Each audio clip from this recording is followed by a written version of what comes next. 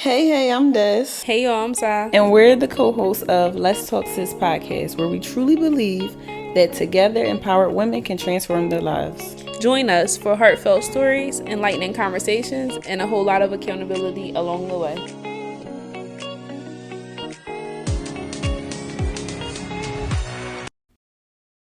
Hey y'all. Hey. We're back with another episode. Yes, we are. How you feeling? I feel good. How you feel? I feel good. I can't complain. I'm a little tired though, to be transparent. I'm really tired, but I'm hungry if we being very transparent. nonetheless, I'm always excited for our pod days. Yes.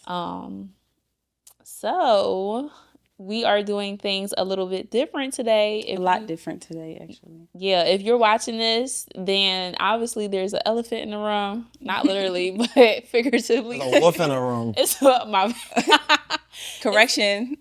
right. It's a wolf in the room, and I'm really excited to have you here for our conversation today. Yeah, I'm excited too. I don't mind being an elephant because elephants are wise. But I'm excited to be here. It's something I know we've been talking about for a long time. I feel like since last year maybe, or maybe the top of this year or so. I'm happy that we're able to get it done. You know what I mean? Thank y'all for having me. Thank you for coming out here to be with us. Nah, for sure. I feel like last time it was supposed to get done, I ain't make it. So this time I said I won't miss the second time. He said y'all was there for the couch live, so Yeah, I mean, we here, right? We here again. That's crazy. This is crazy. It feels good though. I'm excited. I'm excited. I'm even more excited to get into our discussion. Yeah, that's what I was about to say. I'm super excited. I'm really excited to have Mel's presence on the pod because we haven't had a Mel yet. No. And an intelligent man who is able to articulate himself and have a perspective that is, in some cases, I would say probably similar to ours, but also still like a standalone, strong, opinionated individual. So today's conversation is going to be about what? Monogamy and polygamy. How did I get this cold? What I walk into. All right. We're chatting about monogamy and polygamy, and basically, do you think monogamy is like a dying out breed? Like, do you think it's something that's becoming no longer a standard? Before we get into this, it was the grin. The grin took me. It was like rubbing hands. Like no, I'm ready for this one. I'm trying to process the conversation. Like I'm trying to see the question in itself. Like you're saying, like is it a dying? Like I feel like with that particular thing, that's to each his own. Like you know what I mean? Like I can't say a dying out because it's being faded out in the media. Like we don't know what people really want. So I won't say it's dying out, but I would say that everything else has become more common. So whereas like it was largely a secret for somebody to have certain thoughts and desires and wants, it's now being like everybody get to choose their own lifestyle. So polygamy, polyamory, and all of the other things that fall is just as prevalent as monogamy. We just was taught that for so long, so many people just felt like they had to subscribe to it. But I feel like it don't fit everybody.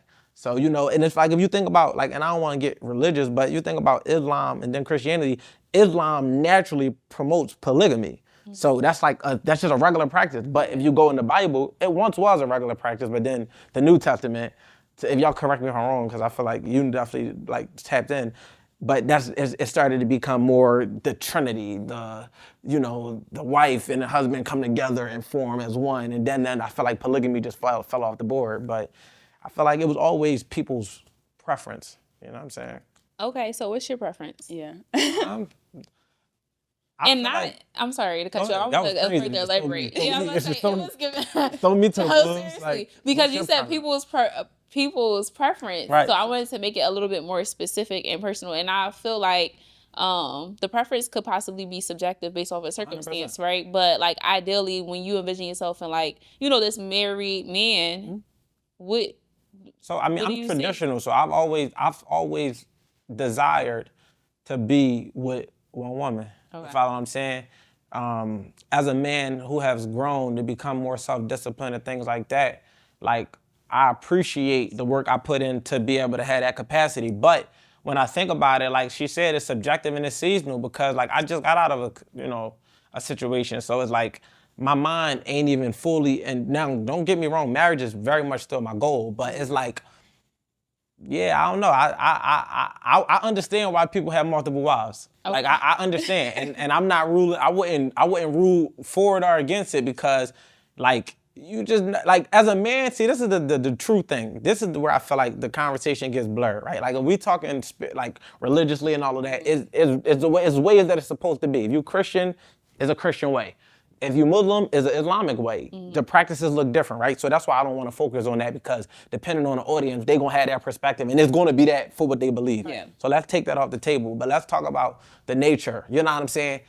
If you look at, and you see it all the time, you look at different species or whatever the case may be, naturally, you typically see one male dominant and having dominion over multiple females, right? So by nature, men had a capacity, because we can love logically and emotionally. So it's like, because we're not ruled from that field of just operating from our emotions, it's not like every woman that a man wants to be with is going to be solely based on it being his soulmate. It could literally be like, I love her for this. It's practical. I love her for this. I love her for that. And a man could have that capacity to have 2, 3 wives. Now, can a person handle it? It's another conversation. I think that the conversation shifted because it started to become about happiness. So I was like, well, can you make all of them happy? Yeah. And I don't think that that's what the original conversation was supposed to be about. It was about community, and it was about a village, and it was about accomplishing things. It wasn't really about individual happiness. Yeah, and I was just about to dive into that, but you already touched on it. No, you could go touch on as it. far as like its origin, right? Yeah. So, I mean, I'm not sure how familiar you guys are with like polygamy and the basis of Yeah, why I'm not that versed. where it came from, originated, or why it honestly seems more practical in my opinion. But what's your perspective or thoughts when you think about like the pros of it from that aspect? Hold on. You said what seems more practical? Polygamy. Interesting. What's your thoughts? Um, Could you be polygamous? I feel like it sounds good, but I probably not. I'm too territorial. So that's interesting. And that's another thing, right? I think that in order for you to not even entertain the idea, because it's not for everybody, right? But I think for people to even understand the basis or the origin of why and where it came from, you have to take yourself out the equation 100%. and look at it from like a place of pros and cons. Like, is this practical for me, my family? Like, not just you, not just the fact that women are emotional, not just the fact that women are territorial, not just the fact that that's my man, that's my husband, but the fact of the matter is, okay, we have kids or whatever the case may be. Does this support the betterment of the whole team, the whole community in a sense like that? See, I feel like people think about they just think when people think because I'm not versed in it, right? It ain't like I did a ton of research, but I feel like the preconceived notion is they just think about like the sexual aspect of it. Yeah. And I think they skip all of the other things that come with it, you know what I mean? And go right to the bedroom and just start trying to dissect how that would go, you know what I mean? So to overlook the whole thing, like I said, it seems ideal. Like even as a woman in the household to have a helpmate, basically somebody else that can do the same exact thing. We're not allowed to say we want to help me, but go ahead. The same exact things. Like it makes sense. It seems like it takes a load off of you a little bit. Yeah. But like I said, I have to also think of things emotionally because I feel like that's my reality. I mean, that's fair. And as a man, what I would say is, personally, I'm not gonna speak for a minute. I feel like for me, I would ideally expect it to be like 3 people coming together. So it's not like I just love you and you just love, like it's like gotta be like one love type of thing where it's like equally all people. Like this my wife and you the girlfriend. But I heard, now look, because again, this topic is not like an area where I'm crazy versed. I know people that's like, they own that and they know this stuff inside and out. So I don't want to come off as the expert because I'm not the expert in this particular aspect. But I heard that in that particular arena, they not even supposed to have no ties. Like when you really talking about it, they say like it's supposed to be this family and that family. Yep. It ain't necessarily supposed to be we in the crib together. So, you know, now granted, if in a perfect world, if y'all could live in one big house and it's not like, you know, now granted, like who knows about the, like I'm gonna leave the sexual part out of it and just like being able to operate in that one village type community. I think that, you know, that would be ideal. Of course, as a man, like what man what and wouldn't want. See, like for me, this is how I look at it, right? I feel like I understand the responsibility that comes with taking care of a woman, right? So even let's take the marriage part out. Let's just stick in dating. Even when you think about dating, like it depends. Like depending on what type of man you is, some men look at women for what they could get from them, right? They want to extract, right? So they want 20 women because they look at it like that's 20 people I can take from. But as every woman I get, I know I'm taken care of. So for me, I look at it like 20 responsibilities. I don't want 20 responsibilities. That's good. So it's like having one is like enough, but then having two is like, all right, if you can handle that, like, cause like everybody's capacity is different. Yeah. I will be honest with myself. How much can I really handle from a responsibility aspect, and how much value am I being added from either party so that it makes complete sense, right? Cause I'm still a businessman, so I gotta make sense. It's like, all right, I'm willing to invest these things, cause now everything I'm doing is duplicated, like it's double. All right, I gotta lay down my life for this person and that person. I gotta pay for this and that. All right, so what are they doing for me outside of the bedroom that's making this a situation where it's like, nah, like, I'm gonna make sure both of them cool, or if it's three, whatever the case may be. But most of the time, you know, if you're dealing with a man and he's just on the tip, like, you know, I'm like, I want multiple women because of what it serves me, not what I gotta give to be able to get that. That's when you get these false understandings and people like condemning it, because they just look at it like, oh, it's all about him. And it's like, nah, like when you're a provider, it's like having, and people don't like when I make the comparison, but I don't care. It's like having multiple children as a provider. When I say that is, again, we leaving all that, the other shit to the side. We just talking about protection and providing. It's no different. Literally, as a provider, it's no different. The same things I do for my daughters is the same thing that I did for my woman. It's like outside of the other stuff, of course, like, you feel what I'm saying? But it's just like, when we talk about protection, I'm laying down my life. I'm dealing with temper tantrums. I'm dealing with complaining. I'm dealing with not listening. I'm dealing with always, you know what I'm saying? This is the same thing, and it's still costing me the same amount of money. My 15-year-old daughter, nails don't cost me no different than what my girl nails cost. So if I could take care of, that's how I started looking at it, like, well, in reality, I'm already paying these expenses. I'm already paying for multiple nails. I'm already paying, actually afford another one. I'm already doing it. Like I have all girls. Yeah. So you feel me? So it's like, I'm already doing this. So, you know, we talking practically here. You feel me? That's not like that became my desire, but it became the reality. I'm like, I can see how a man, if a man is a single man, he's well off, and he don't got no kids. And that's not to say he's not gonna have kids, but that's when the village come into place. Okay, can we afford this? But does it make sense? Are we only referring to finances? And when I say capacity? Yeah. No, because I'm glad that's a good point you raised, right? No, because I still was dealing with the same amount of emotions. It's three young women, and then it's a woman. But the emotions and everything outside, like, this is my partner, so I'm intimate here, right? That's the barrier on this side. But everything else is no barrier, the exact same. I'm dealing with periods and and it's the same amount. It's the same. So that's what you're dealing with from them, but are they still getting the same you? So when we thinking about it, right? I said from a man capacity, I can't tell, because again, that makes it self-centered. Like, I can't say who felt what. I know that I allocated my time in the best way I could. Yeah. Like, I can't be like, oh, let me make it about you. Like, everybody got their day. It's your birthday, this your day. It's your birthday, it's your day. It's Christmas, everybody get what they get. Yeah, but prioritizing. Yeah, but it's like, you know, I can't, for me, it's like, it's just like having, it was, like I'm telling you, like, I can only speak it from the experience I've had.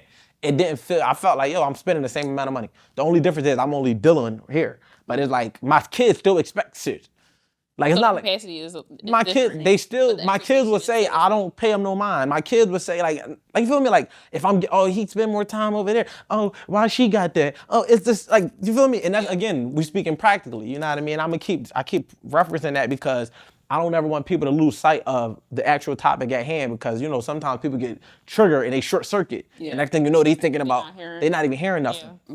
I don't want the conversation to pivot too much, but I really, like, as you were speaking, I was like, it takes a great deal or great level of self-awareness for you to be able to flip the situation and even be like, okay, well, what value am I adding into this situation, right? So I want you to talk about, or kind of share, or I don't know, get into like, how did you arrive at this level of self-awareness, especially when it pertains to women? Because if I'm transparently speaking, like, me and Destiny be having conversations all the time, and it's like, sometimes I feel like men be having like this wall up, like they're blinded almost by a false sense of reality, that they don't even see where they actually are. They only see where they're trying to gain, or where they're heading, in a sense. Give me more context with that last part, like where they actually are part, like. So like, for example, dating, right? This is something me and Destiny are both like in the dating world, just, you know, navigating. And I feel like sometimes men will pursue you with their goal or end result in mind, but not even pay homage to where they are today. With that being said, for example, okay, dating, less finances. I feel like that's always like the easiest go-to for women, right?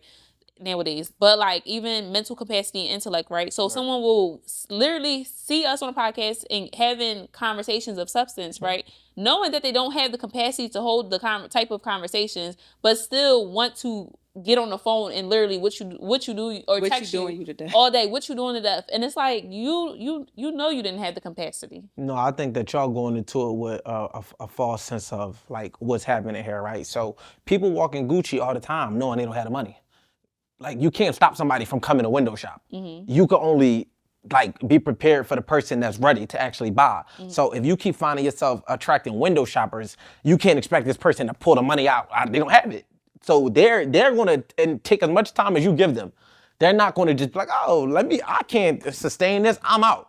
They're going to be like, for as long as you're going to entertain me, I'm going to entertain you. How you attract window shoppers and how to... Like, how you get rid of them? Because I got people that's been in my DMs since 2017. No, but they not window shopping if y'all don't actually let them in. They not even in the store. I'm talking about somebody that's, like you said, y'all texting, not like going nowhere. Okay. Like, I'm saying, like, at that point, that's a window shopper. Okay. But as far as in, like another thing I see women do, like, you go in their DM and they say, don't DM, right? So, like, all right, let's just say I'm a qualified candidate, right?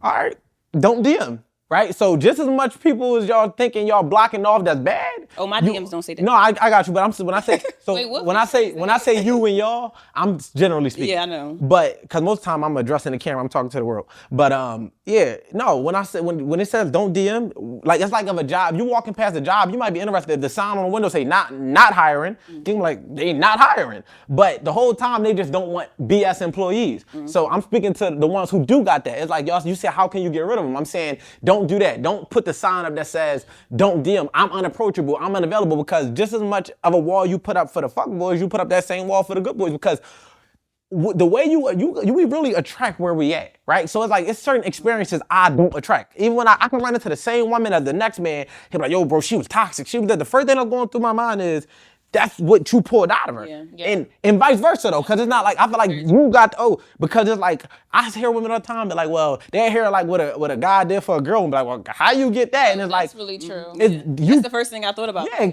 how you get him to act like that? He's a different person. Because she extracting that, she ain't doing nothing special. Like as a man, we either gonna rise to the occasion or we just gonna fall. It's like it is what it is. But the occasion has to be set. But what tends to happen is when women see a man not rising to the occasion, she dropped it. She bring it down.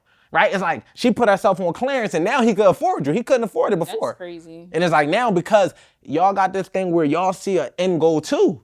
And if you try to manipulate and manufacture and structure it the way you want it to be, now you overseeing things and overlooking things like on a resume that clearly, fuck a red flag. Let's talk about resumes. Let's talk about track records. Because that red flag shit is burned out to me. We talking about resumes.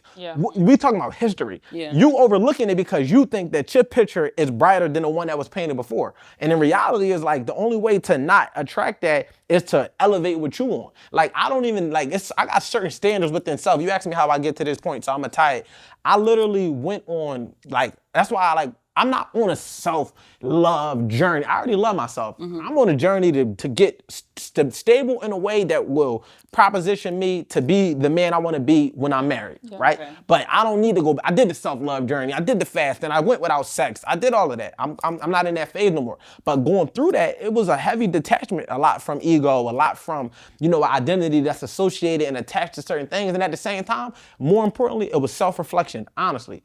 So y'all know my second book, The Art of Accountability, is a mirror on the cover because it's for you to look in the mirror. A lot of people be scared to face themselves because it's uncomfortable. Yeah. Like the ugly truth where you I really ain't who I think I am right now, but I can become that. We talked about that on one of those episodes. And I was like, I think for me, I've been going through it within the last year, right? And having those moments, I swear they hit you at the most randomest times, right? The times where you really think you hot shit, and then a random thought or something, or God just be like, wait, but ain't you dealing with this? And you be like, we just had that conversation 2 nights ago. Literally, and I was talking about on the podcast, I'm like, I was sitting in the shower and I'm just like, yo, I ain't even know I was doing this. I ain't even know I never healed from this. I removed myself from this environment. I never actually healed from it. And I feel like, but not even running from it, being intentional. But just when you remove yourself, like you think you transitioning, you pivoting through life, and then you end up thinking like, hold on. You didn't sit through that You story. get triggered again, and it's like, whoa, I thought I dealt with that. But then that trigger came up, and it's like showing everything. And you gotta look at a lot of people out here just putting screen protectors on broken screens. They're not actually fixing the phone. Yeah. So they think that they could just package it up and go on, but it's like, nah, under that screen protector, the screen is still cracked. The temporary fix. And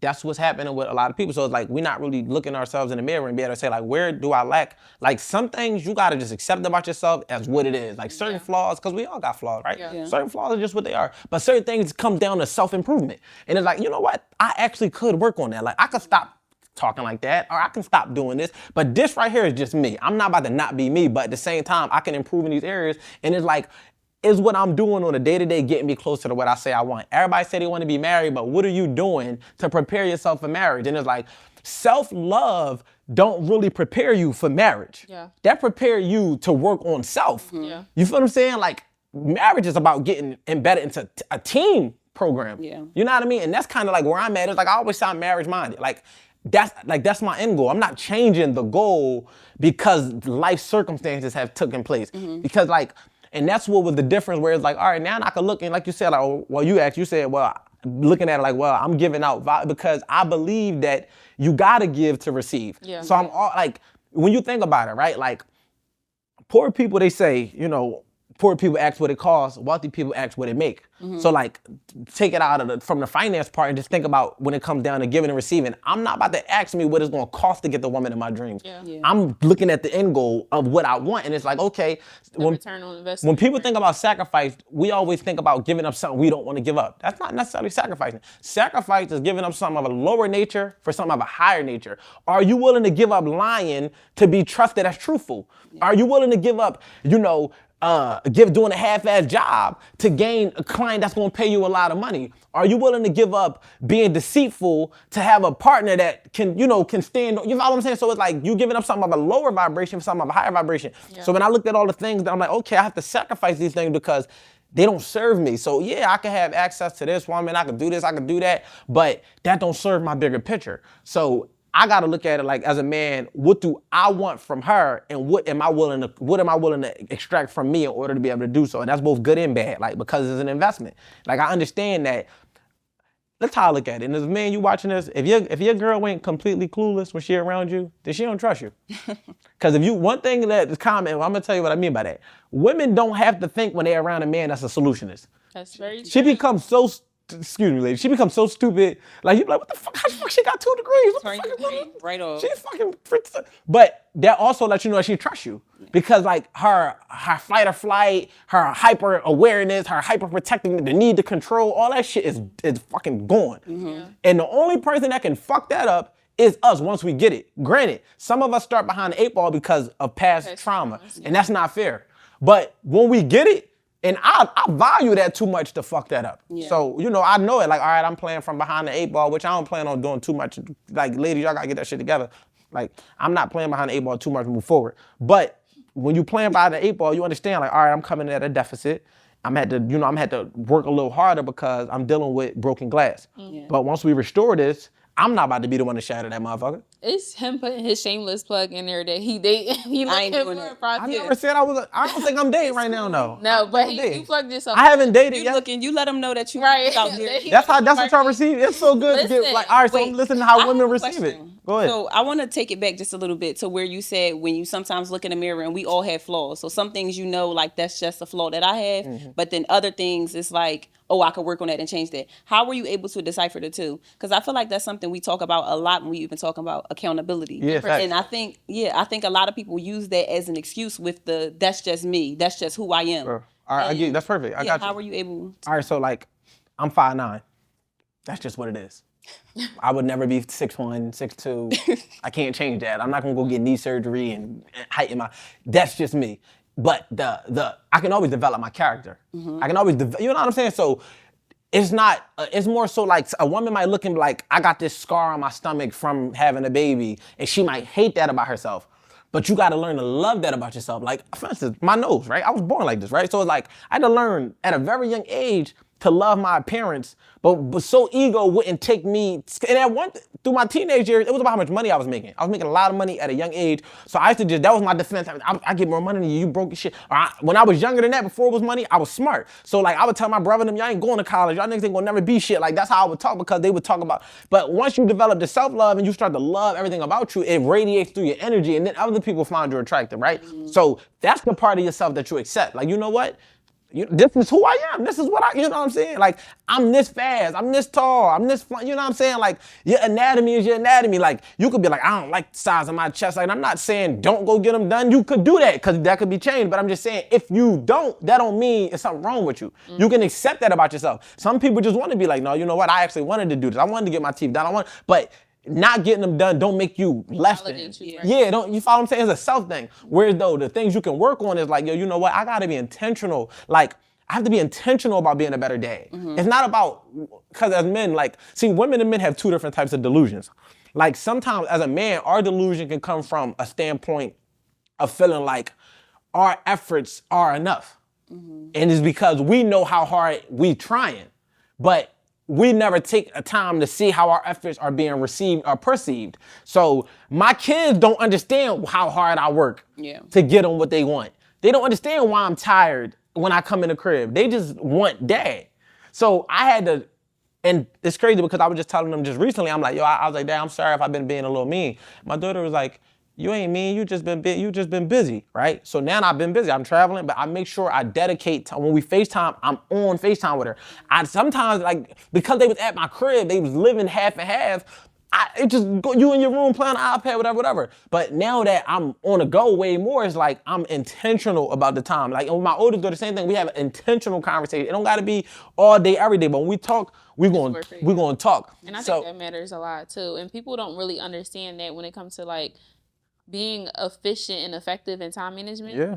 Especially for fathers, right? And you speaking from your perspective, because just thinking about the time that I spent with my dad and the memories that I recall, it was like, I didn't see him a lot. He wasn't in the household and things like that. But when I was younger, the time was well spent. Like it was one-on-one time. It was intentional. It was full of like dialogue and just having a good time. Whereas though a lot of people, I had this conversation with my friend because she come from a 2-parent household, but she was basically saying it felt like her dad was never there. Like he was just, even you shared I was about to similar say, because I lived in the house with my mom and dad for quite a while. And you want to know what suck about that though? Because if dad was there too much, y'all going to say he there too much. There's no balance for that. We gotta, as men, we gotta pick which one we want to be. What do you mean by there too much? Because like my dad was there. I wouldn't say he was there too much. He was there, but it didn't feel like he was there. We really come with discipline. We really come with structure. We really come with routine. That shit could get overbearing for women when a man is, when we in the house all day, every day, really laying down the foundation. Like, it's like, Dad, Jerome, I can't wear this. I can't go here. I can't do this. I can't do nothing. He too strict. But then if you're not there enough, it's like, you're not there enough. So the balance for us is creating a program where we can instill, because I teach my kids about principles and having morals and things like that, so that they can, it's about having a toolbox that they can extract from when they're out in the world, right? But I also understand that because I'm still in pursuit of what I'm trying to be on too, I understand that I still got time to dedicate over here, and if I am here too much and they got stuff that they want and I can't get it, that don't make me that much valuable either. Yeah. So I it's think like, from it's no Destiny's perspective, she was saying like he was physically present, but he just wasn't contributing. It wasn't that intentional. Like, you know how you think back. I think back now that I'm older and that I'm an adult, I feel like a lot of moments spent with your parents is times that you think about. So it's like, I could think about somebody could ask me like, what's one, like I'm sure if somebody probably asked your daughters, what's one thing your dad has taught you? They would probably have something to say. Yeah, I'd be loving that. You ask me that, I'm gonna be like, give me a moment to think about it. So let's say this then. You could give me forever to think about it. All right. So what let's land it right there though. What value did your dad add to your life? No, really. Like, do you not so he never paid for nothing. He never did. I mean, he probably paid for some stuff. All right. So what about if did you ever feel like if you was in danger, you can call your dad? For sure. All right. So 1,000%. So you got a personal bodyguard for your whole entire life growing up. There's a lot of ladies that didn't have that. So you might have didn't get the words of wisdom, but his presence alone protected you in ways that you couldn't even see. So you feel me? So it's like every man don't got the capacity to articulate and deliver and do these things, but that don't mean I'm telling you, like, The presence of a man alone changes the whole entire landscape of a woman's life. And social media tries to take that element out. And I explain to you how. I agree with that statement for sure. I'm telling you, down to, look at it like this, right? People be like, well, because I've said it, it ain't like you're going to get into too many physical altercations. You're like, I would hope not, right? But the presence of a man prevents that as well. Prevention is a motherfucker. Because why you think the fucking president has Secret Service? They not on the job all day shooting, killing, like ducking from, but their presence alone stops people from trying the president. I don't know, because didn't Trump air get nicked? It's like, no. Hey, no. but no, that's fine. That's funny, right? But that was one incident. Yeah. And that's above us. But the actual reality on the day-to-day is the experience of like a man could have nothing. He could be just dressed with nothing in his pockets and just walk down the street with you, and your day-to-day experience would be different. Yeah. Just from that alone. So that don't mean that that's enough. But I'm just saying it's always something that a man did for you, even if you can't pinpoint. Like, you never know what type of guidance he gave your mom to help your life. Like, you don't know what them conversations, and if that wasn't the case, then I don't know. Like, I can't speak from a perspective that I have no insight on. You know what I mean? And everybody, we all interpret things differently. Yeah, for sure. I definitely want to add that it is so different having a man on here, because I feel like we have somebody, like a lot of times when Destiny and I are speaking, it's from a place of like either ignorance or just curiosity, right? And I think we do a really good job at making sure that this platform isn't like a bash men type of thing or whatever the case, like pro woman. Yeah, we are pro woman, but like not men. I was about to say, just because we're pro women don't mean we're against anti-men. Exactly. I got you. Anti-men. That's a better word. But I think a lot of times when we have these conversations and the aspect of a man come up or perspective of a man, when we want that like value added to a conversation, we literally just skip over and be like, all right, y'all, we gotta get up. Yeah, we're like, I like that about us, that we don't try to like dissect or make us. Y'all say what y'all went through and y'all allow it to be what it is. Whatever, and we like, all right, we going to seek some wisdom or guidance from somebody. But you said something that I want. Well, as you were talking, a question popped into my mind, and it was, do you believe that being too self-aware exists? Hell yeah. Okay, and I was about to say, coming from a place of just overly internalizing everything. Can you elaborate? Yeah, for sure.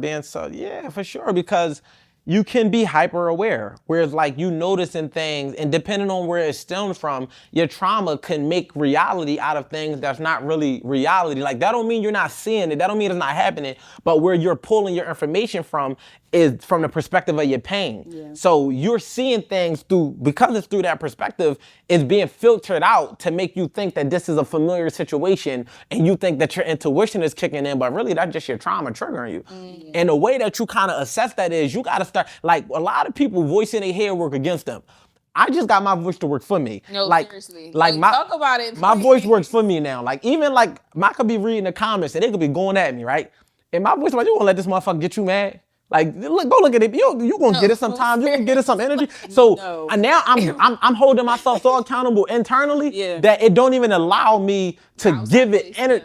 But I can recall vividly 2 years ago when it was working again. Yo, you tripping? Like you can't do that. Like you know what I mean? It's like that's when my ego take over, and it's like you got me fucked up. You know what I'm saying? Now I gotta pop. Because my ego be, I see people talk, I click their page and I start typing. I'm like, no, seriously. Because I be about to be like, yo. Nah, but you got. I'm about to go comment on their pictures. People are going to do their job. Everybody have a role to play. Yeah. And they have a role. And it's like, you can't respond back to where they at when you're coming from where you're at. Yeah. Because I understand that most people that got a comment that's opposing or whatever the case may be coming from a different place. Yeah. Why am I about to come there? Yeah. What am I about to meet you over there for and we not even on the same side of the street? Yeah. It's a 6 or a 9 depending on what side you're looking at it from. I'm not arguing with that. That's good. A 6 or a 9 depending on what side.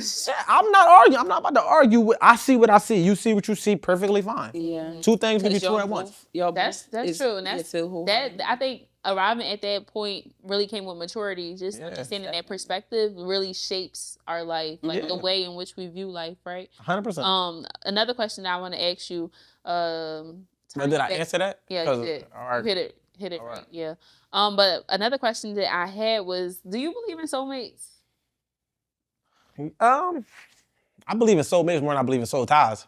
So we're gonna unpack that. But, okay, hold on. What, you don't believe in soul ties? No, I don't believe in soul ties. I believe in energy transfers, but I don't think it lasts as long as people try to make it do. So you don't think energy transfer is a soul tie? I don't think it lasts as long as people try to make it up. Okay, how long think do that's people just say that they last? I just think they make it like you lay down with somebody, their soul is tied to you. I don't believe that. I believe that it could be energy transfer. It could lower your frequency for a few hours, and I feel like you can wash it off. A few hours? He said, I feel like Okay, you can but wash listen, off. I'm metaphorically speaking, No, but I'm just saying, hold like, on, no. whatever that look like, whatever that detox look like. There are people who literally believe that you can take a bath wash and it like off. those herbs and all those other Yeah, that's a things little too and deep for me. No, seriously. I believe you, the that's fact just that you deep. said And that, it cleanse was just like it yourself shifted. I believe it. It's just deep. I'm just basically saying. But I'm that's right. what I thought you was talking about a little bit. That's why That's why I said you metaphorically wash off. speaking. Okay. I said metaphorically speaking. Like Yeah, I'm when you saying, said that, like I started thinking like crystals and yeah, no, that's a little that's beyond my. I just but broke the up soul, with my ex. the So. soulmate thing. I feel like your soulmate. bath. I don't feel like soulmate is necessarily romantic. I feel like your soulmate could be a fucking dog. Like I feel like when you think about connecting on that frequency and that vibration, like you couldn't align with somebody to that degree. But I believe in like the twin flames, and I believe that it happens. But I don't believe it's just one person walking this earth that's your soulmate. I have a question. You said so your soulmate could be a dog. I was just I get talking what you're shit. saying, but you're saying it could be anybody. You could have a soulmate and a friend, or Cause you could just align with that person in that way. I don't think it's all romantic. I agree with so. it. There's a possibility that I don't have a husband as a soulmate. No, it's a possibility you could have a husband that's soulmate, but that don't mean that if you meet a friend, like you and Sai could be soulmates. That don't mean you won't find a husband that's your I don't soulmate. think so. That ship has sailed. Well, whatever. That shit was never there. Like, There's a lot of contact missing here. So I'm gonna pivot this conversation. But I wanted to pinpoint something too when we were talking about capacity, and one of y'all mentioned it, because we're not gonna get away from the soulmate thing. But I was just thinking like how we were just going over the when you said something about the going back to the whole polygamy thing, and we were just talking about parenting, and I was just kind of keeping that bullet point. And I was explaining the capacity in that regard, where it's like it's really like a capacity thing. You really got to understand. But you know, I unpacked the thought when it come back to me, because I tried to keep it, but I lost it. But all in all, I just feel like, to your point about the whole soulmate thing, yeah, I feel like it's possible, but I don't feel like I feel like that's the issue. Like everybody looking for this thing that's outside of them is like, yo, like what's the goal right now? Like what is the end goal? And because the end goal stays the same, the people involved might change. Yeah. And people give up the end goal when the person leaves. Yeah. Like that's why I said I'm That's not good. giving up my end goal. I still want. That's actually That's really good. good. Because to even think about that, it's kind of what we was talking about with a few weeks ago. ago. And to even think about that, because even me personally, like, well, I'm a little delusional, full disclosure. I feel like y'all both are, but we ain't. No, that's She a little bit more than you? Yeah, I was gonna say she be out of. You don't got to disclose. I feel like She said everybody got a little you bit. start texting, like I already envisioned the very. No. So that just. Oh yeah, I did say that. No, for real. Because I don't just be talking to anybody. So when I start talking to a guy, like I'm thinking, remember I asked you like about people that's ugly and stuff like that. Because I'm instantly trying to figure out how our kids gonna look. Like I just be thinking about all. So let me be to that's defense, right? So that's defense. She not wrong. I feel like everybody had that small glimpse of, because I'll give it foresight in the beginning before I give it delusion. Like you just thinking out ahead, like how could this turn out? Like what could this be? How old are you and where you from? And you instantly thinking like, our. I mean, it get that deep. Good. Like I wouldn't. Some people go as far as they go through your pictures and they thinking that crazy. So listen, as soon as you DM them back, they like, oh yeah, this finna be I'm like. No, but you know what I'm saying? So listen, my delusions said is before. like That's what I'm my saying. delusions is in my head or like with my friends. Like the person would never know I'm course. being delusional, because I'm not like overly pushing or overly trying to be something or some, with the control the person. narrative. Exactly. No, I get you. I like Yeah. to be what it is. No, I think I don't think that that's as bad. I think that the true delusion comes when it comes to self-evaluation. I think that women have put the microscope so far on men that they're delusional about the work that still needs to be done. Like it's a and thing. It's not an or thing. It's not who do the work, men or women. No, men and women have to do the work. It's not like when I isolated myself, I didn't look back to try to figure out who I could post the blame on for where I wasn't in my life. I looked back at why I wasn't there and said, you know what? Nobody's coming to save me. I got to get me where I want to be. And that can't be contingent upon who's around me. It got to be contingent upon who I feel like I am with inside that I want to bring out. You follow what I'm saying? So when I say that the whole delusion will come in, it's like, because it's no shortage of problems that y'all can find that men have. No shortage. We can run down a list. I was gonna say, where are we not? No shortage. But it's also no shortage of work that need to be done within self. Yeah. So if you got to clean your room and you got to clean your room, but you too busy worried about if Sai cleaning her room, but your room ain't even fucking clean. But Wait, you just hold on. I'm sorry to cut you off, because this vividly just reminded me of the story in the Bible when Jesus came to visit. What was her name? It was Mary. It wasn't Jezebel, was it?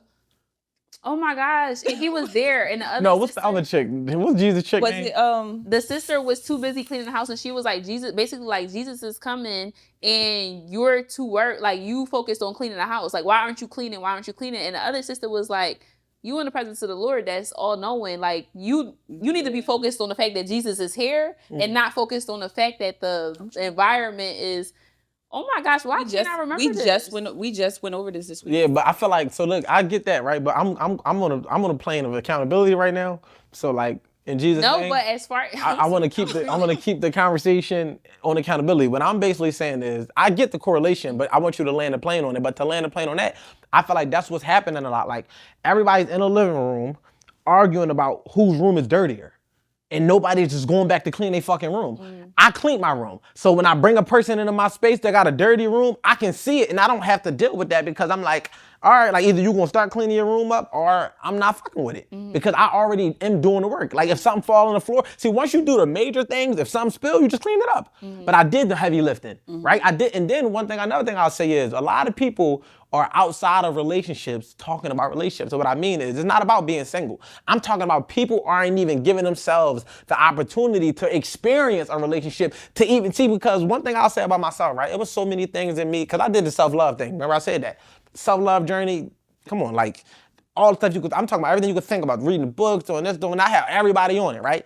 And when I got in my relationship, I didn't realize that it was so much things that I can only uncover from being in a relationship. Like I felt like I did the work on me that made me okay, but getting in a relationship brought up triggers that I couldn't even access when I was single. Yep. You understand what I'm saying? So now I'm in therapy having a whole different conversation because I'm like, damn, I didn't know I was still bothered by it. Like how you just mentioned, like you said, using it, like I didn't know that still bothered. It only can come up when it represents itself. Yeah. But if you never approach a relationship again to see, so I even feel like in this space now, I'm even more developed than I was because for the first couple months of my situation, I'm triggered left and right. The simplest stuff, I'm like, yo, now granted, my triggers should never affect my partner. So I'm not lashing out through my triggers, but I'm talking to my therapist.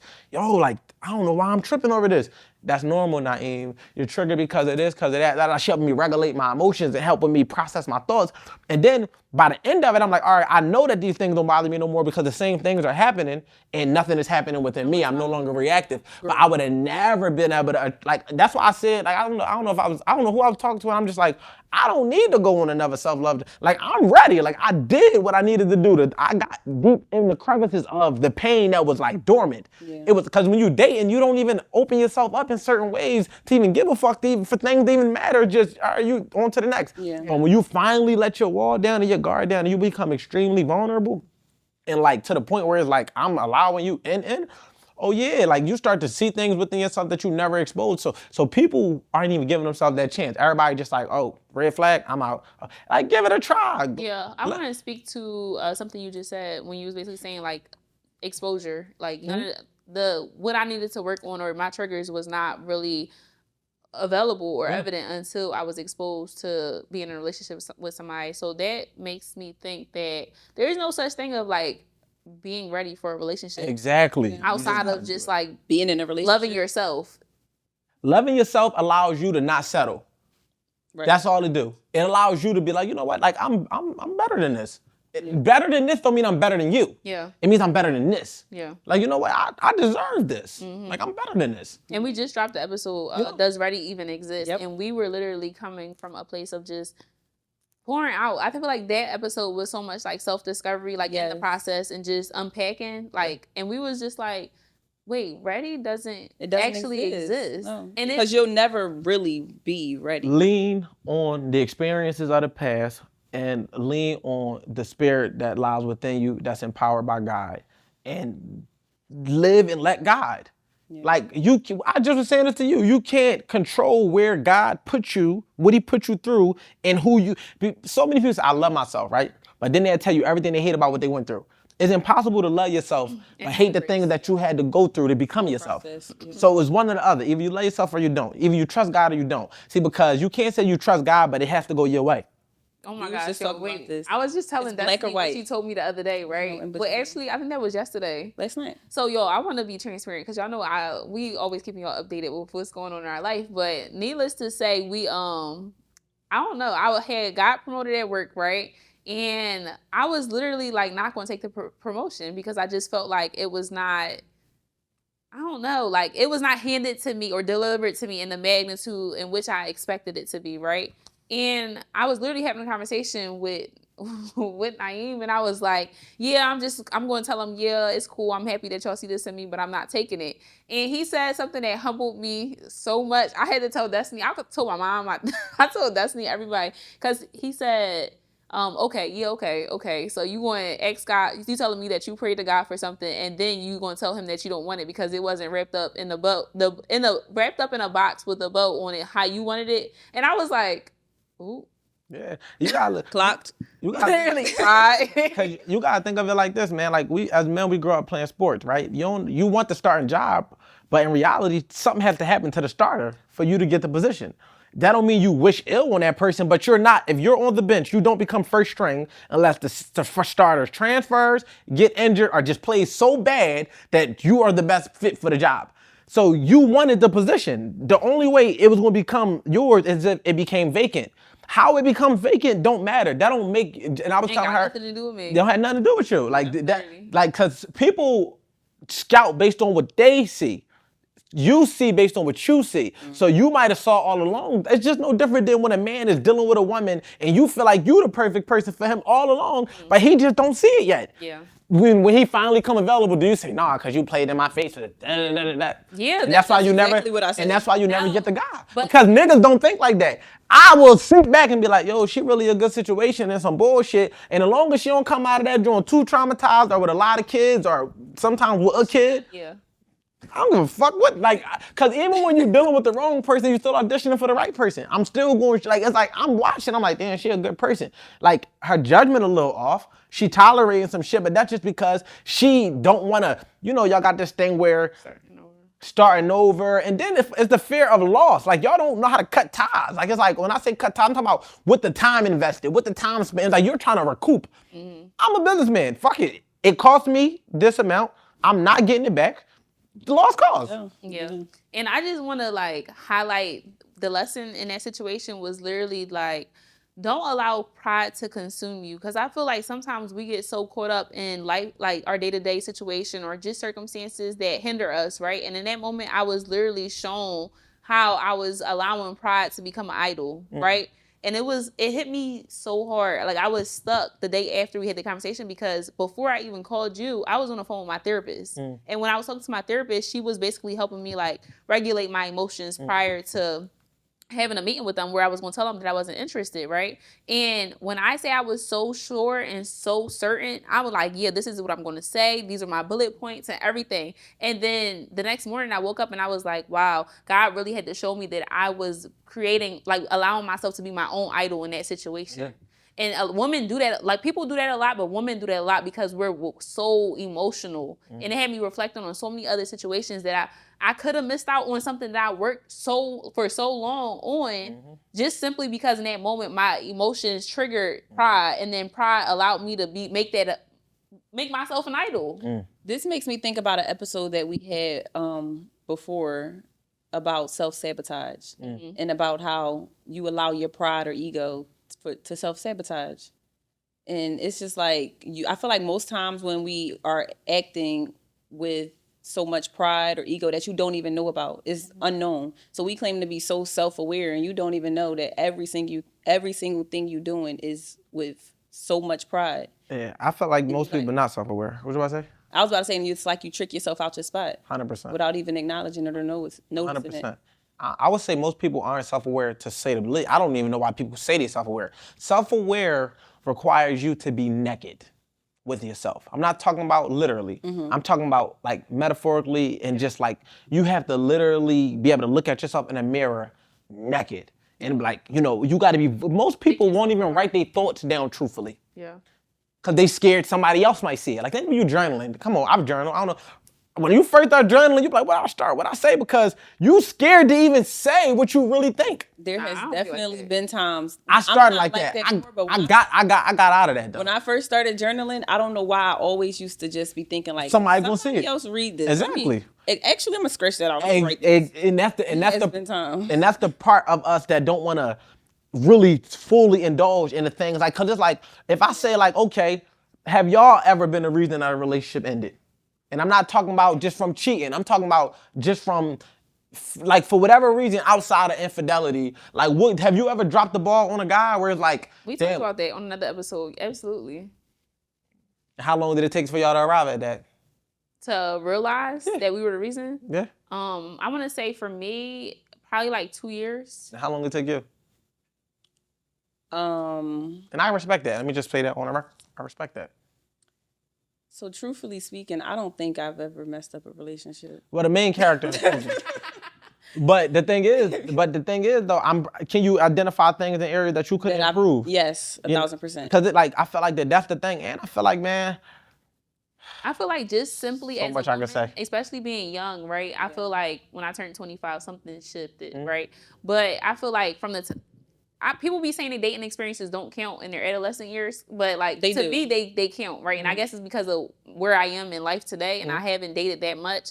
But when I look back at it, how I was showing up as a woman, what value I was bringing to the table, or however we want to phrase it figuratively, it's like you was not deserving of a relationship. You were not a good companion. You were actually terrible. You act like a child. You're immature. You emotionally just dysfunctional. Her ass. No, seriously. So it's like now I had to go back and apologize to to two of my exes, because it's like, bro, like I will feel like God hated me if I experienced, like, from a reverse perspective, like if I had to experience or deal with somebody who I said I loved that was treating me this way, and I wasn't even being mean, but it's just the version of me that I was reciprocating. Yeah. Exactly, and it's like, who do I think I am? That's the part. That level of maturity is everything, actually, because there has been times where I've, like, specific situations where I'll be like, all right, damn, that was wrong. Damn, I shouldn't have did that. But to overall think of a situation like, if I was on the opposite side of it and I had to deal with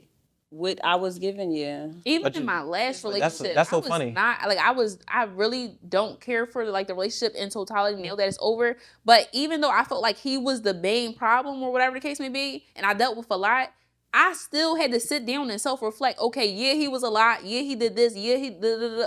Okay, but what role did you play? What role did I play in the situations, but in what areas could I have been a better partner, been a better woman, been a better supporter, all of these things. And that took me a long time to arrive at this point. And that's what we call the art of accountability. Yeah. That right there is the whole entire, like, my book talk about everything we just talked about, but in large part, that's the premise of it, is forcing people to sit down and identify within self the role that they play, because we are not responsible for what people do. Mm-hmm. You feel me? We're responsible for what we do. Yeah. We're not even responsible for what people hear. We're responsible for what we say. Yeah. So with that being our responsibility, you can always identify what you said or did, and it should never even be on you to identify with somebody else. It's not your job to grade their performance. Yeah. That's the issue that we're running into in modern day society. Everybody's grading their exes.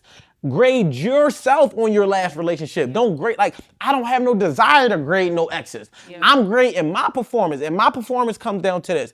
Did I do my best? Yeah. And if I didn't do my best, then what could I have done differently, and what would I do differently moving forward? But when I did my best, it's like, okay, sometimes your best is going to be too much for somebody, and sometimes it's not going to be enough for somebody. Yeah. In either instance, as long as I left it all on the floor, I would never walk away with regrets, because I understand that nobody likes that cringy feeling of having to be like, yo, man, I did some bullshit. That shit feels nutty. Like, you like, damn. Mm-hmm. And I know it was situations where, even though I feel like it ain't that many where I'm looking back and being like, I flat out did some bullshit. Every situation I had to grow in. But I'm talking about some bullshit where it's like, no, I know I cheated. Like, I know I did some bullshit. Mm-hmm. I don't have that. I only ever cheated in one of my relationships. And although I was never caught, when I started to self-reflect, that's some bullshit. Like, even if she could live blissfully knowing, like, oh yeah, like I ain't know that nigga cheated. But for me, I knew. So every other situation beyond that, I never did. You follow what I'm saying?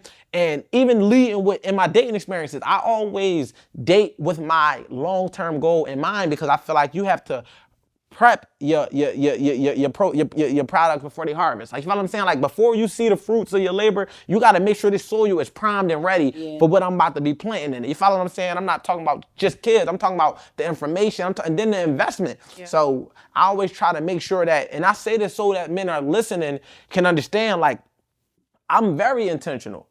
when we talk about being hyper aware, sometimes you could be overly intense. I remember when it was hard for me to date because I literally was like, before I got in my last relationship, I literally was trying to date every woman for that. And I had to learn, I'm like, yo, some of these chicks just want to have fun. Like, even though like I wouldn't know what my intentions are going into it. And you can gauge the situation. Like, all right, she nowhere near that season. Like, this ain't that, so it's not going to last. But I had to learn, like, all right, let me scale it back a little bit and allow things to be more organic. Like, let me not be so, I know what the end goal is, but, it's different seasons for a reason. Like, you know what I mean? So it might be a season where you just should be casually dating. It might be a season where, that, and if some people might be like, no, that's never the season. That's not true, because even in casual dating experiences, you can unlock levels of yourself. That's practice. Yeah. That's good. If you treat it right, that's good practice. Like, I don't got to do this shit every day. I had to be like, my last situation put me in a space of I had to really become a man. Because the man I thought I was before because it's not just about a relationship. It was having the kids in the crib. This was a different level of responsibility that I hadn't had no experience with before. So now that being away from it, I have that experience. So now I know exactly what my capacity is because I just dealt with it, right? So it's like, all right, cool. I know what I can handle. It's like, all right. And that's why I never look at situations and be like, oh, that was a failure. It's like, no, I learned what I learned. I invested what I invested. I took what I took. I lost what I lost. And it is what it is. But all of that shit stemmed from, me having to be in that arena. Yeah. So if you're in a casual dating situation, you might be like, all right, let me see how it feel to pay a bill or two. Let me see how it feel as a woman. Let me cook a couple times for him. Let me see how it feel. Like, that ain't wife and husband shit. It's like, you gotta play the game how you want it to end. I don't know, because I know that personally we've had these conversations previously, right? But like, you reference like it's not a girl or like a wife and husband type of thing or boyfriend girlfriend type of thing, but just as a woman and from our perspective, I know we had this conversation before, but like from a man's perspective, what aspects of yourself do you feel like should be reserved for marriage? It's a good question. I feel like my life should be reserved for my wife. What does that mean? Can you elaborate? I feel like when I say that, it's like, I was literally speaking like with my life, like literally, but to speak like not literal and just talk about life itself, I feel like certain responsibilities come with, I just feel like marriage, the duties is the same if you ask me. I feel like you should carry yourself like a husband and a wife if you moving towards that. I feel like people have hyper magnified the title, and I'm not talking about the union before God and that level of commitment, right? I'm talking about the responsibilities, because we talking about the cooking and the paying for stuff. The duties, yeah. I don't feel like that's just for husband and wife. I feel like that is what comes with it, and that don't mean you should be just, people get it confused, that people just do it for everybody. Nah. But if we in a relationship moving towards marriage, why wouldn't I already be preparing myself to be a husband? Why wouldn't I be carrying it like that? Like, that don't make sense to me. So do you think there are anything that's specifically reserved for a husband or wife? I mean, I would have to get married to have that perspective, right? Because I feel like from where I stand today, I look at it like it's just a heightened sense of commitment. It's like once you take them vows, that's a different type. That mean like it ain't even about us no more. Like, that mean when we take for better or for worse, in sickness or health, rich or poor, that type of union, that's a different, I'm not getting married to get divorced. There's no walking away. If we tied a knot, we not untying it. You understand what I'm saying? Like, I feel like people think that it's just about how happy you are. I feel like that might be for a relationship. I don't feel like a marriage is about how happy you are. Yeah. I don't think it's about that. I feel like if you go into it trying to be happy, you'll end up getting divorced to be happy. So I feel like it's one of them situations where in a relationship, you can leave a relationship because you're not happy. Yeah. Okay, so you were just previously in a long-term relationship, right? Yeah. So what's something that has kept you going in those moments of just like life hitting? Like when those those fleeting emotions leave and y'all are fighting during the day and still got to sleep together at the end of the night. Like, what keeps you going? I feel like for me personally, it was because I'm a Sagittarius and I feel like we naturally struggle with commitment. Hold on. Why Destiny? Wait, she looking. What you saying about Sagittarius? She got some. I ain't say nothing about. We'll come back to that. But I feel like for me, and I talk about this a lot in therapy, just to keep it short, I took the challenge of committing to like see what my bandwidth was in that space, because you can't run from every problem. Like, and when you tell yourself it has to be solved, like you gotta take other options off the table. And I know that's like maybe like I'm marriage minded, so maybe that's like a marriage minded thing. But for me, this has to be solved, and running away from it is not an option. This battle has to be, we have to find some type of reconciliation. Yeah. So that don't mean that it's gonna happen on day one. But it's about not carrying that shit with you and like forgiving fast. That's one thing that I always say, because some shit gonna happen again. So you gotta forgive fast. I don't want to have a tally list of all of this shit. And I'm not saying you can't reference things of the past if a pattern is created. But I'm talking about in the day to day. I'm not carrying that energy. By the time I'm going to sleep and waking up, because we gotta be past this. And as long as it's not something that goes against my 4 agreements. Don't lie to me. Don't think for me. We keep everything in-house. Stay in what you do. If it's something that go against my core 4, then that's like maybe having long-term damage. That might be a little bit more challenging to work through. And that's a lot of context that could be added to that so people can understand what that is. I might write a book on it. I thought about it. But the fact of the matter is, like, you gotta be stronger than like, people got too much fucking pride. I didn't have no pride in my relationship. That's one thing I'm proud of myself. I didn't have no pride. That's really good. I didn't have no pride. It wasn't about, I didn't give a fuck about who won. I wanted this shit to be done. Yeah. It wasn't like about winning. It was about coming to a common ground and it being like, cause I don't know, it wasn't like every situation was gonna end pretty. Sometimes you end with different perspectives and that's cool. But how do we move forward? Like, what's next? So, I felt like that was my angle with it. You know what I mean? Just always trying to focus on the bigger picture. Like, this shit, you gotta have your end all be all. Yeah. Like, if I didn't catch you cheating, that's the only way I'm walking away, fuck you, because I always say, another nigga cannot access you for a cheaper price than it costs me. If I gotta pay in my time, I gotta pay in my motherfucking emotional investment, I gotta pay with my life, I gotta pay with my money, and this motherfucker could just fuck, I can forgive you, but I'm not dealing with it. That shit is over. And I understand how the game goes. Some people got it like that, right? I've been in those predicaments where it's not costing me nothing to fuck this girl. She's stressing this nigga out and she coming to me with all of the good energy. You follow what I'm saying? And I don't play those games no more because, again, that's going back to my adolescence. Not even karma. I just don't believe in sleeping with other niggas' girls. That's not my vibe. I don't come at niggas' girls. If I see a woman happy, I don't bother her. I don't want to fuck a nigga wife. I'm not on that. Like, I don't do that shit. I don't care if niggas do that and they would do it to me. I don't do it. It was times I could just know a motherfucker that's they fault. I don't touch them, even if a chick jumping. But getting our way back to it or whatever the case may be, in a nutshell, is like, yeah, man, I forgot where I was going. I lost it, but it'll come back to me. But all in all, though, I just feel like, as men, you know what I'm saying? Like, we got to be able to do that. You know what I mean? We got to be able to have that sense of integrity within itself to not do certain things. Yeah. And that other point will come back to me at another time. It is what it is. But I forgot where I was in the middle of. But I know y'all was asking me about that. But I just know that you can't just walk away from every situation. Oh, that's what I'm saying. Your bottom line. I knew it was gonna come back. You gotta have your bottom line. Like, what's the end all be all? Like, mine was if she cheated on me. Now, lying was an end all be all as well. But I found myself learning, like, women, y'all liars, flat out. Like, and y'all wanted, I'm saying y'all liars to your face, it's so your audience can know that I'm telling y'all liars. And it's fine to a degree. And I'm gonna tell you why. Because I had to learn to gauge lying a little differently. Are you lying out of fear to protect yourself? Or are you lying to deceive me? A woman will lie about any and everything. If the perception and how you view her is going to change, you're not getting the truth. I can ask y'all 5 questions right now that you're going to lie to me about. So don't tell me y'all don't lie. Ask the question. No, because I don't even want to I don't even want to indulge. Yeah, but I'm telling you, you're going to lie. What are you talking? You're going to. I'm curious to know what the 5 But no, questions what's the question? No. I was going to make them up on the fly. Okay, No. so I was going ask to make the question up on the fly. Ask one question you think somebody gonna lie about. Do you lie? Yes. You're only telling the truth right now because I'm asking you. I mean, everybody, I lie. Do you lie? Not excessively, I just told Destiny this but I morning lie. that I got a lying. Was it this morning or yesterday? But I listen, got a lying problem. but this the thing though. Y'all lie about the dumbest shit. We do. I told Like, you. so that's what I had to learn. Like, y'all try to men, we are not. So for one, let me say this, right? Even when we talk about the word manipulation, right?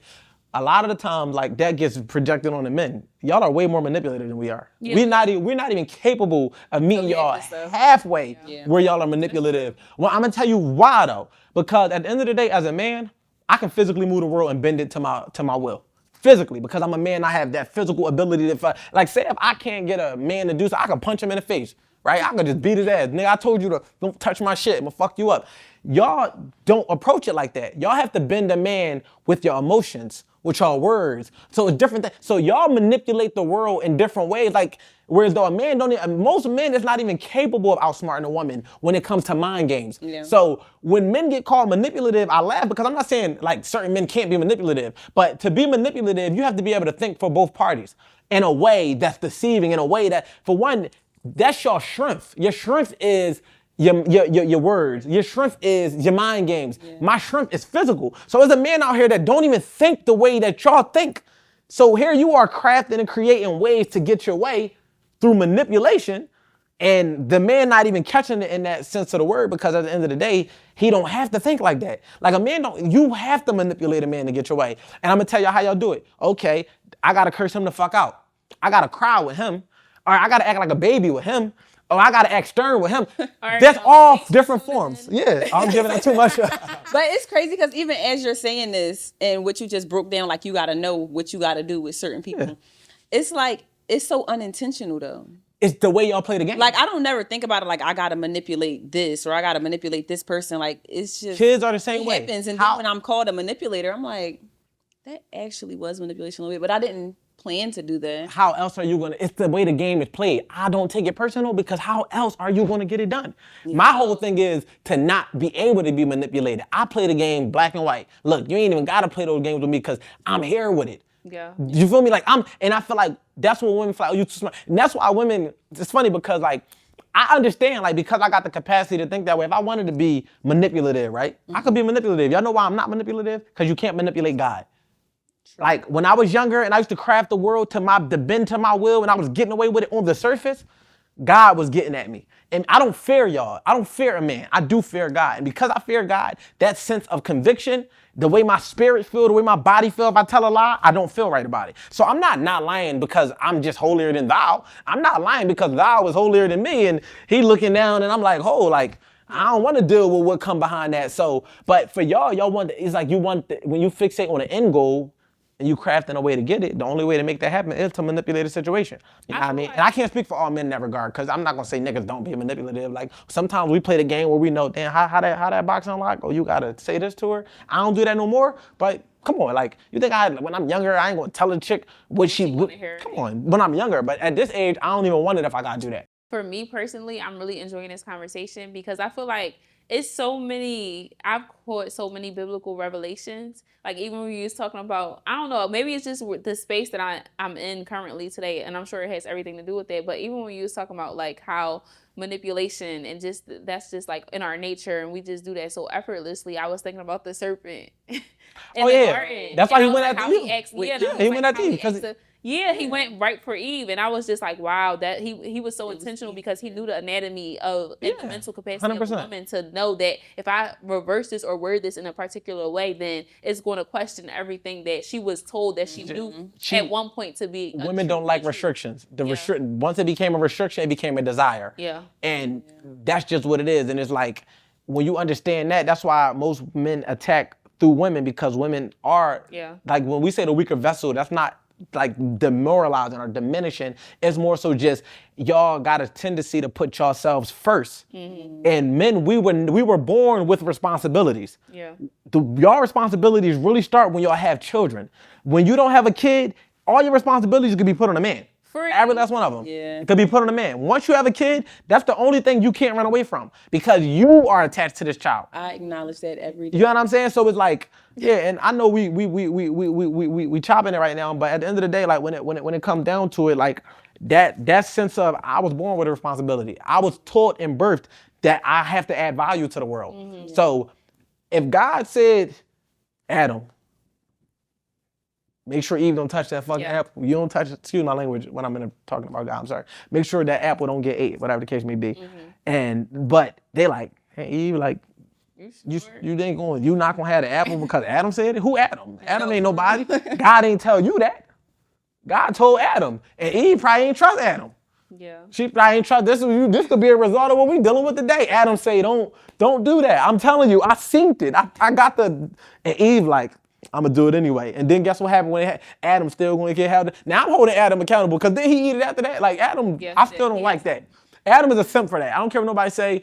That was like crazy to me. And I know people got mad at me last time I said it, but I'm never going to disobey the orders of my father to appease nobody. But it happens. Yeah, but I think that do. I No, think when we- you I look mean, at we it human. from that lens, Animal's human. and everything that we just like unpacked and dissect, it makes it so much easier when we have these conversations about purpose, when we have these conversations about the roles and responsibilities from like not even a financial, not even from a taking care of the kids or a contribution or who's gonna make the meals, but when you just look at it, the genetic makeup, our existence. Yeah. Why is man assigned headship? Why is woman supposed to submit and be a slave to her man? Like, you know, slave is crazy, yeah, but I get it. It's insane. No, but ultimately, like, it's not a slave though. It's past a helpmate. It says that we're supposed to submit to men the same way that we submit unto God. So are you God's slave?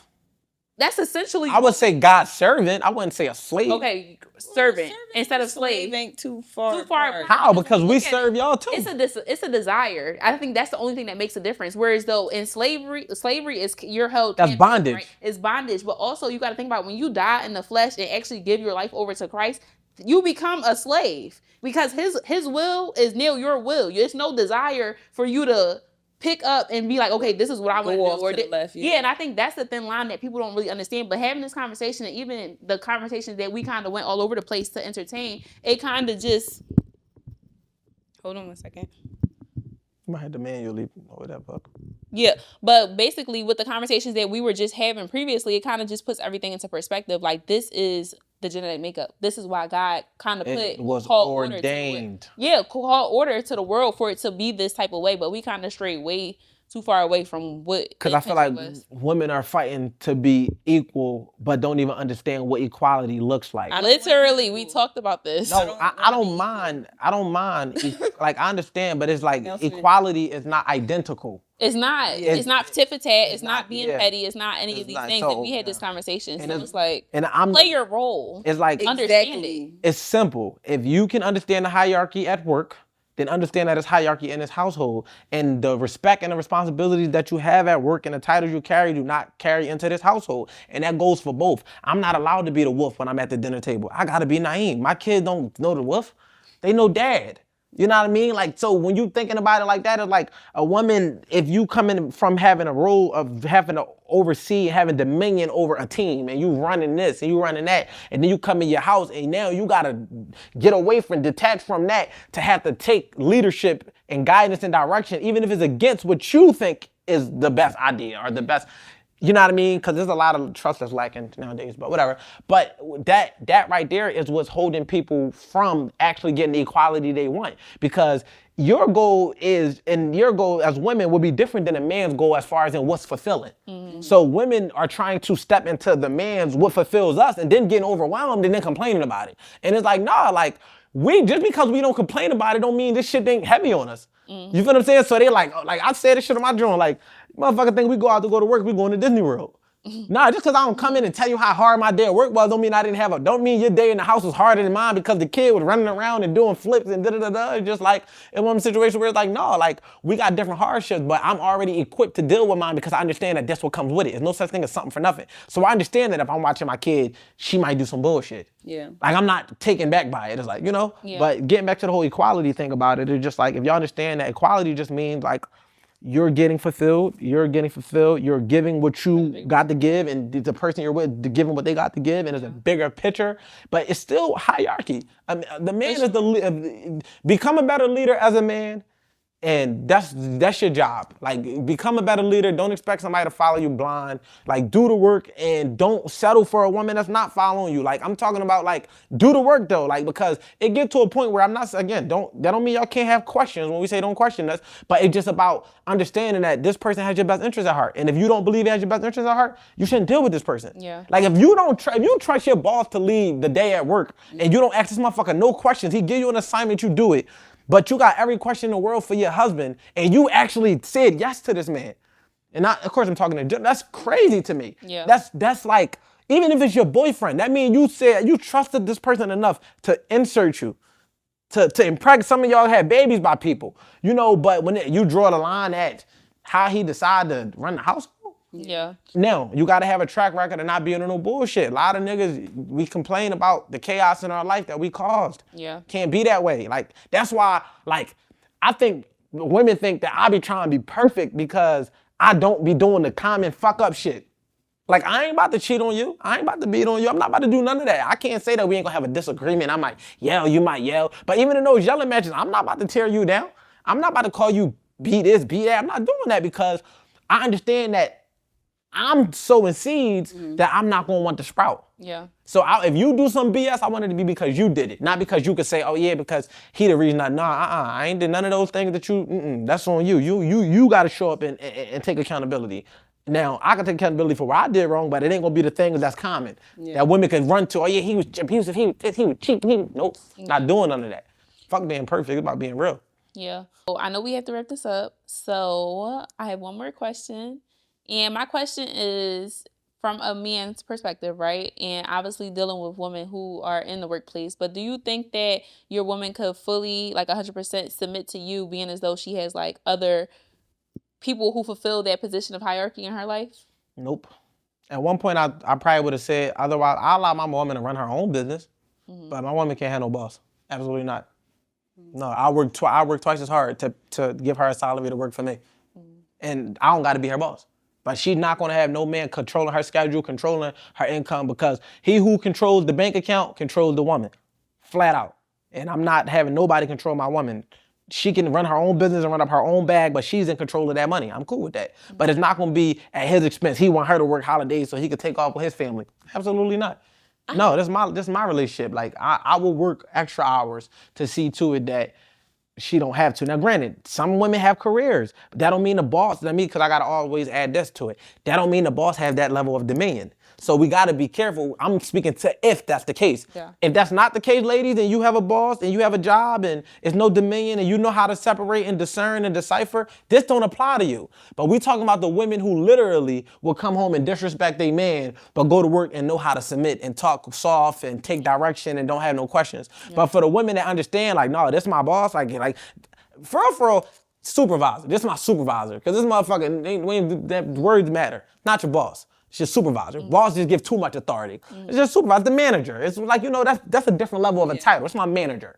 But to say that this is my boss, that's like Dan there calling that nigga daddy, if you ask me. Like, real rap. Like, giving that man, that's my boss. Like, I don't respect, none of the women that work for me got to call me their boss.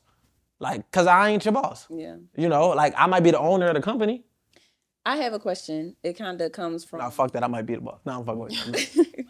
It comes from a previous conversation that we just recently had, but I wanted to get your opinion. Do you feel like, would you be fine if being with a woman that don't need you? Or do you feel like you need your woman to need you in some way, shape, or form? I'm not talking about... What context of need, though?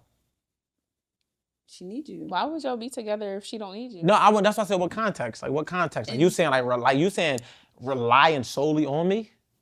No, I'm saying she just needs you in some... Like, she don't need you. I'm sorry. I'm saying if she don't... Would you be with a woman that don't need you? I don't think nobody would be with nobody that don't need them. Everybody has a desire to be needed. Like, need don't necessarily mean dependent. Like, I'm dependent all the way on you. Like, I don't need a woman to depend all the way on me. Like, be yourself. Like, by all means, go with your girlfriends. Get away from me. Like, have fun. Like, but at the end of the day, if I can't, she don't need me, that means I don't add no value to her. Like, you work at a job because they need you. Yeah. You fulfill a desire of your clients because they need you. Like, it's a problem that need to be solved, and you the person with the solution. Without that, it's no relationship. It's like, y'all just together. Y'all two entities that might coexist, but it's not gonna be no real union if it's not no feel to feel like need and want can be interchanged essentially, because you could find somebody else to do the same thing, but you want it from this person. Yeah. But everybody needs something and somebody. Yeah. Like I need whenever I need a partner. I don't got this shit all figured out by myself. Like I need, like, fuck all that. Like I don't care how that shit sound. Like I need, like, but I'm not dependent, like, because like I still know how to cook. I still know how to wash my own clothes. I still do all of the stuff. I still know how to show up and be whole by myself. But I'd be a damn liar if I act like I don't need a woman. Yeah, I need a woman to do a lot of shit. Women is like organized, women smart, like women is good company. Women got egos, but they ain't bad as being around all men all day. Like, so it's like, as long as your partner not in competition with you, like if your woman not in competition with you, because that's when it get ugly. Like women try to make it like men be in competition, but I ain't never heard a nigga just wake up and be in competition with it. Like I ain't saying niggas don't defend themselves in the competition, because it typically starts from the offense, and then a nigga get defensive, and now it becomes a match. But the nigga just woke up one day and said, girl, I'm better than you. Now tell me what type of men y'all dealing with. Come on. I mean, ain't nobody ever did that to me, but I'm sure it happens more times than not.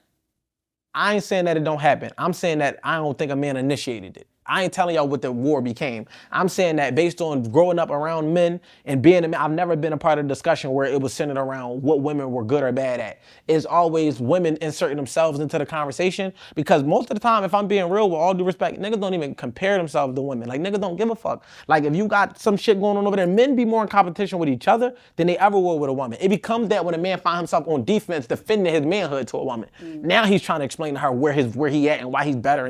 But if a woman never say shit about it, I can guarantee you that a man ain't just wake up one day like, yeah, because I'm better than her. Yeah. Like, I don't see it. And if it happened to you ladies, I apologize on his behalf. But I don't know. But I can't say that I've ever been around men that ever have operated like that. And I want to specify in that manner because some niggas be different. I don't know what y'all experience. Right. I think this was really good. This was definitely a great episode for sure. I appreciate it and I enjoyed it. This was definitely a great episode, and I enjoyed having you. Thank y'all for having me. Hopefully I got to add to the discussion, the wonderful discussion that y'all be having already. Hopefully this elevated it. Showed a lot of perspective. For sure. So, well, hopefully ladies that y'all watching, y'all get to take something from it. Hopefully fellas y'all watching, y'all get to take something from it. You know, we got 2 ladies that's on their personal development journeys. You know, they doing self-work, they self-assessing, even to be able to be transparent on your platform and expose like things in a way y'all think to the world for them to be able to dissect and pick. I commend y'all for that because I know y'all off camera and I know that y'all both are literally actively trying to become who y'all are aspiring to be. It's not like y'all just like on some like, you know, He-Man haters club or, you know, like, you know, I'm a man, y'all women, so we're going to have differentiating perspectives from our experiences, but I feel like for the most part, I can rock behind, you know, the work y'all putting in. Thank you. I appreciate it. So before we go, y'all know that we are always just ending our episodes with a word of advice, and typically it's for a sister. So today we're going to start off with our guest and make it more broad. Yeah, the question is going to be, what's a word of advice or encouragement that you have for a brother? I'm giving it to the sisters. Y'all, I want y'all, I know forgiveness is challenging, but I want y'all to develop trust. If you don't want to trust a man, then trust yourself. If you're not ready to trust yourself, trust God at the bare minimum. Yeah, that's good. And understand that some things that you go through are just preparation, but they're not for you to carry with you into every situation as this, you know, rubric to go off of and these policies and procedures to avoid. Nah, like allow your experiences of the past to shape you. And I say this because I don't think anything is stopping the relationships from pushing forward from the female side, being a man, but other than the trust.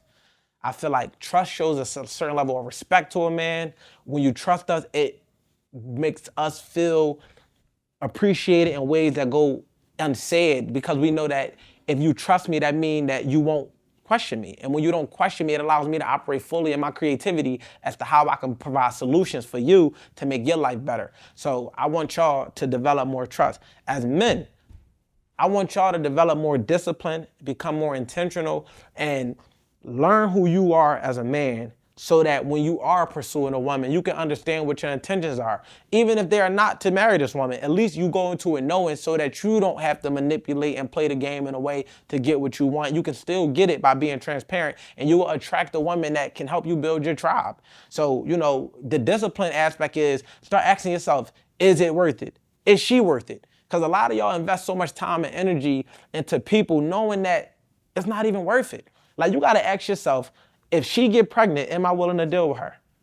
If this turns out bad and I get some type of STD, can I live with that? And I say that to put that in perspective, that if she become a crazy, because you could turn her into a problem all because you trying to get your nut off. You don't want to do that. Like, have a discipline within you to be able to turn some shit down that don't fit where you at or that you can't live with. Because then you bound, I don't know why she acting like that. Yes, you do know why she acting like that. You do know. So don't kick that BS. If you know you're not going to be able to tolerate who she become after you come, then I don't think you should come in to begin with. I'll leave it there. Well, that was good. I just came up with advice and forgot it. Well, I'm damn. Like, y'all making me feel bad. Okay, so that was really good though. That was good. Thank you. It was a lot of wisdom, and my word of advice for a sister today would be to really take time to reflect, right? And not from a place of, this is where I used to be. I wish I was here. And, you know, just all of those, I I don't know. I feel like sometimes self-reflection has gotten super weird, right? In the sense of,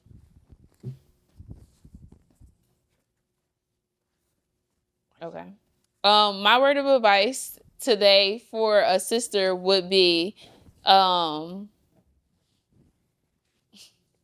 sorry, stuff don't work for me. I know. I have ADHD, so a lot of things just be like, okay, so my word of advice for a sister today would be to sincerely take a moment to reflect, right? And I feel like a lot of times when self-reflection comes about, especially in conversations that I've been having recently, it's not always the lightest moments. It's not always the most pleasant or pleasing moments in a sense, but really take the time to self-reflect and just think about like how you could have shown up better in whatever capacity you had in that time. Whether it was a friendship or whether it was your last place of employment, your last relationship, I challenge you, if you're watching this, listening to this, self-reflect only on your part and just ask yourself some real questions. Like, what could I have done better or differently? Moving forward, what does this look like for me? What am I looking to gain or what am I looking to add in my next go round? So that's my word of advice. What's yours? I'm going to piggyback off of that and say definitely self-reflect, but also try not to be so prideful. And I'm saying that because I caught a lot from this conversation. And one of the main things that I realized is like I could be so prideful. Like even in moments when I know I'm dead ass wrong, I'm not wrong because I can't be wrong. Like it's my pride. So try not to be so prideful. And if you're in a situation where you feel like you have to have pride, you shouldn't be in that situation because it's unsafe. So yeah, just try not to be. Yeah, try not to be so prideful. Yeah, I love that. Is it okay if I Absolutely. Sure. plug my books? Make sure y'all go grab Cheating Is Not Cheating. Don't judge a book by its title. Matter of fact, I don't care if you do it. It just show where you at. But don't let 4 words stop you from getting 200 pages of valuable information. And make sure y'all go check out The Art of Accountability. They're both available on thewolfhasspoken.com. Our conversation was real good, but I thought I was gonna have a moment to like jump out, grab the books, and like let y'all open to like a random page and kind of dissect. But I mean, y'all about to, maybe y'all could do it in a future episode, and I'll just leave so y'all can look and be like, let's see, Yeah. So anybody out here, I'm telling you, these are personal development books, they self-help books. They both self-reflection books. Even Cheating Not Cheating, it will give you perspective. It's not what you think. You know what I mean? And I don't never defend the title of my book because I like people to speculate. I don't care. But I'm just letting you know, because we're talking to y'all audience in particular, don't let this title trigger you. This will change your life. You know what I mean? And this one will literally take you to that next level. I feel like this right here will put things in a perspective, but this right here will make you who you need to become. And talk about boundaries. I wish we would have got into that, but boundaries is in here. Boundaries is in here. So you want to learn how to set boundaries? Grab The Art of Accountability. It's a tool. Yes. Well, thank you for joining us again. It has been an honor and a pleasure. Always. And that's it from us, y'all. We'll see you next week. We have to add, can you also go shop on dearsisterletstalk.com and you can still use our discount code DSPOD. Yeah, go get your conversational card games, y'all, because last episode we told y'all that we had some stuff dropping for y'all and it's coming and I know that y'all gonna love it. So, and we actually, I don't know if I'm supposed to drop this, but y'all, we changing up the original deck a little bit. Y'all are going to love it. So if y'all love the first deck, I know y'all gonna love the revised version of the conversational card game. But yeah, like Destiny said, head over to www.dearsisterletstalk.com. Don't forget to use promo code DSPOD for your exclusive discount. And hold on, before y'all go, if you're listening to this on any of your favorite Audible platforms, don't forget to bookmark this, save this, and leave a comment. If you're on YouTube, don't forget to comment, like, share, and subscribe before you go. And also, don't forget to download on all of your Audible podcast platforms. Download our episodes so you will be updated every time a new episode release. That's it, y'all. Make sure y'all follow them. It's Celine Sa. And y'all don't give y'all Instagrams? It's already all in it's the intro part. But before you go, plug your Instagram. I mean, y'all can follow me at WolfWSC.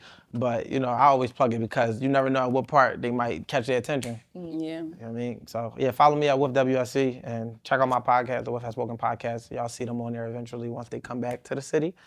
And we're going to build. All right. Bye. Toodles. Thank you so much for tuning into our podcast, Let's Talk Sis, with Des and Sa. Stay connected by following us on all of your favorite social media platforms. And don't forget, use hashtag Dear Sister Let's Talk to find us. Wait, before you go, head over to our website or our Instagram and join our interactive community for a daily dose of sisterhood, where like-minded women fellowship, encourage, and create a safe space amongst one another. See you inside, sis. Toodles. Bye.